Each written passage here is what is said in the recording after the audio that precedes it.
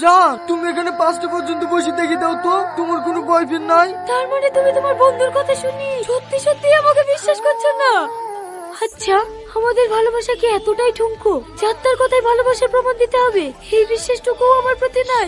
আছে, তোমার প্রতি আমার অগাধ বিশ্বাস। আমি জানি তুমি আমাকে ছাড়া অন্য কারো কথা ভাবতেই পারো না। তাহলে আমাদের ভালোবাসার সম্মান রাখতে তুমি আমাকে ছেড়ে দাও। আচ্ছা ঠিক আছে। এই শালা ফেসে গেল। পৌঁছে ফোন করবা। আচ্ছা ঠিক আছে। সারপ্রাইজ!